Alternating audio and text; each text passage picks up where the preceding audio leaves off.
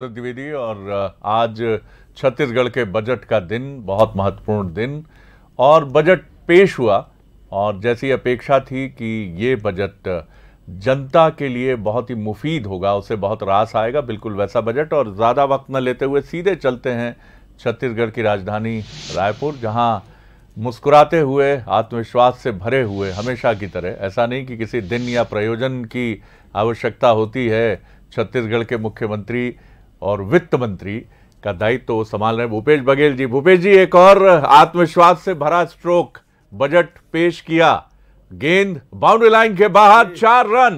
क्या कहेंगे सर? पहला रिएक्शन आप ही से लेता हूं मैं जी।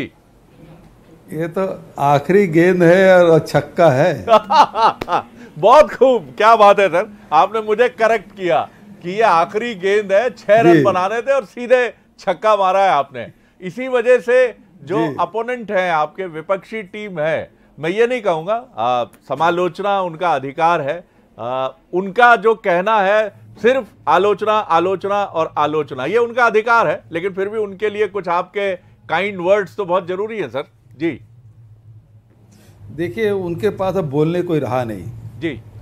किसान के बारे में कुछ नहीं बोल सकते, मजदूर के बारे में कुछ नहीं बोल सकते, आदिवासी वनाधिकार, चाहे जो लघु उपज संग्राहक है उसके बारे में कुछ नहीं बोल सकते, बेरोजगारी भत्ता भी हमने कर दिया है तो उसके बारे में कुछ नहीं बोल सकते, जितने आंगनबाड़ी कार्यकर्ता, सहायिका, मितानिन, ये लोग जो मांग कर रहे थे, होमगार्ड मांग कर रहे थे, वो सबको हमने पूरा कर दिया, तो उसके पास कुछ बचा नहीं है। और 53 मिनट के मेरे बजट भाषण में एक बार भी कोई टोका टाकी नहीं किया, और बोले भी तो अध्यक्ष से अनुरोध किए कि भाई कटौती प्रस्ताव के लिए कुछ समय बढ़ा दिया जाए। तो ये उनके वर्ड से आज के बजट भाषण के दौरान, तो इसी से समझ आ जाता है कि विपक्ष है वो चारों खाने चित्त हुए। अच्छा, ये बताइए कि आज आप 2 ब्रीफ केस लेकर आए, थोड़ा सा हमें उन ब्रीफ केस में, एक में कामधेनु जी, गाय और बछड़े की चित्र बना हुआ था और दूसरे पर छत्तीसगढ़ महतारी बनी हुई थी। एक प्रतीक भी है ये कि आप जी, इसके बारे में थोड़ा सा बता दीजिए हमको जी। सरज जी, वो एक ही ब्रीफ केस था, तो अच्छा, एक तरफ छत्तीसगढ़ महतारी की तस्वीर थी, अच्छा, और दूसरे तरफ गाय और बछड़े की कामधेनु की थी। तो गोधन, गाय, पशुधन की सेवा तो हमारी छत्तीसगढ़ सरकार ही कर रही है, बचत जगह तो केवल ये लोग वोट मांगने काम करते हैं जी। तो हम जो सेवा कर रहे हैं उसके बारे में है, कृषि हो, पशुधन हो का हो, ये तो अर्थव्यवस्था के लिए बहुत आवश्यक है। धार्मिक मान्यता अलग अलग हो सकती है, लेकिन धार्मिक मान्यता के साथ साथ जरूरी है कि अर्थव्यवस्था से जुड़ा हो, और हमने दोनों क्षेत्रों में हम काम किया है, संस्कृति के क्षेत्र में भी काम किया है। तो लगातार हमारी कोशिश ये है कि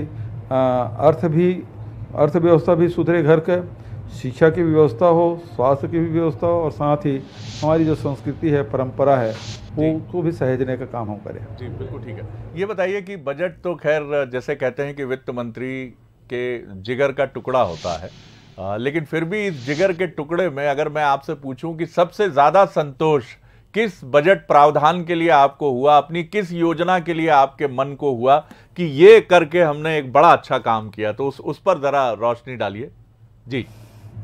देखिए, जो हम लोगों ने जन घोषणा पत्र बनाया है और उसमें से अधिकांश को हमने पूरा किया है जी। और बड़ी बात यह है शरद जी जी कि बहुत सारे राज्यों को आप कवर करते हैं जी, लेकिन हमारे छत्तीसगढ़ के ये जो बजट है जी, उसमें अभी तक के हम लोगों ने बाजार ऋण नहीं लिया है। जी हाँ, ये इम्पोर्टेंट बात जी। आप मध्य प्रदेश में हैं, वहाँ भी बाजार ऋण लिया गया है जी। हमारे छत्तीसगढ़ में 2011-12 से बाजार ऋण लेने की परंपरा शुरू हुई, जो लगातार चल रही। पहली बार ऐसा हुआ है कि हम अभी 6 मार्च हो गया है लेकिन बाजार से हमने ऋण नहीं लिया है। और दूसरी बात यह है कि जो केंद्र सरकार और राज्य सरकार की जो राजस्व है, इसको मिलाकर बजट बनता है। तो ऐसा हुआ है कि केंद्र सरकार का जो हिस्सा है 49,000 करोड़ है, और जबकि छत्तीसगढ़ का राजस्व है वो 56,000 करोड़ का है। तो केंद्र सरकार के जो सहायता मिलती है उससे ज़्यादा बजट हमारा राजस्व है हमारी छत्तीसगढ़ का है।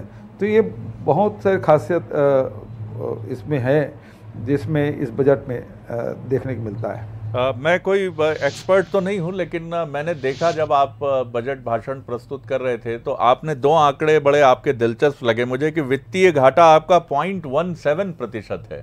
मैंने आमतौर पर वित्तीय घाटे का प्रतिशत इस तरह से नहीं सुना।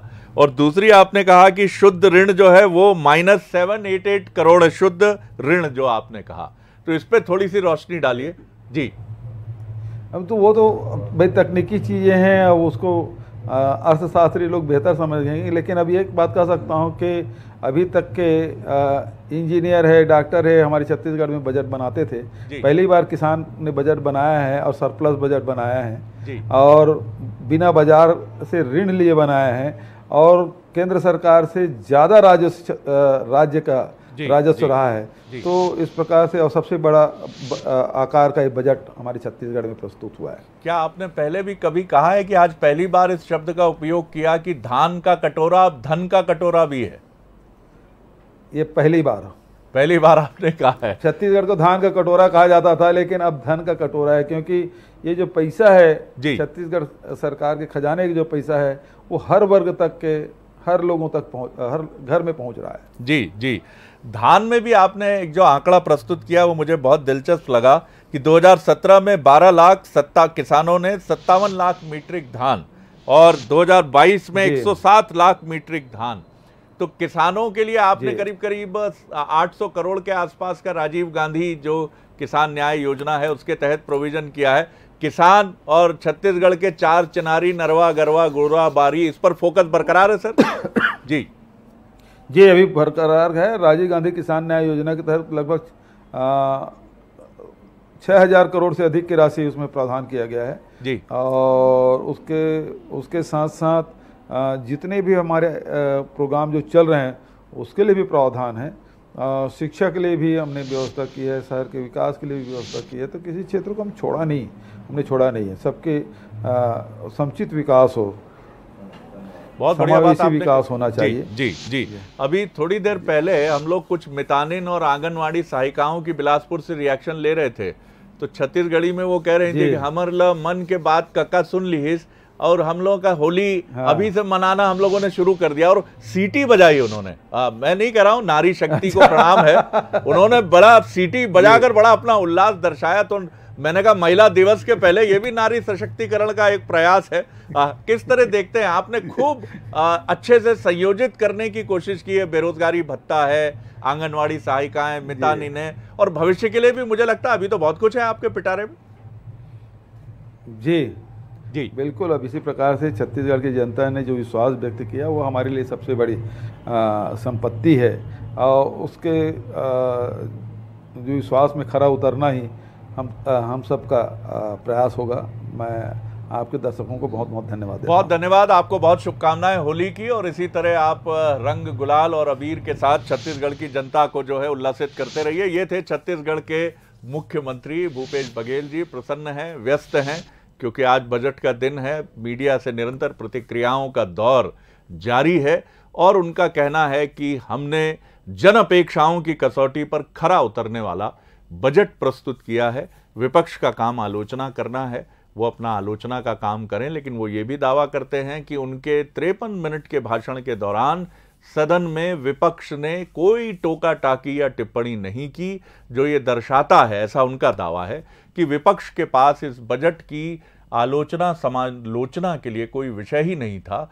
उसने तो सिर्फ तारीख कटौती प्रस्तावों पर चर्चा के लिए आग्रह किया, जो ये बताता है कि ये बजट सही दिशा में उठाया गया सही कदम है। तो मुझे दीजिए इजाजत और बने रहिए बंसल न्यूज़ पर, क्योंकि खबरों का सिलसिला लगातार जारी है। नमस्कार।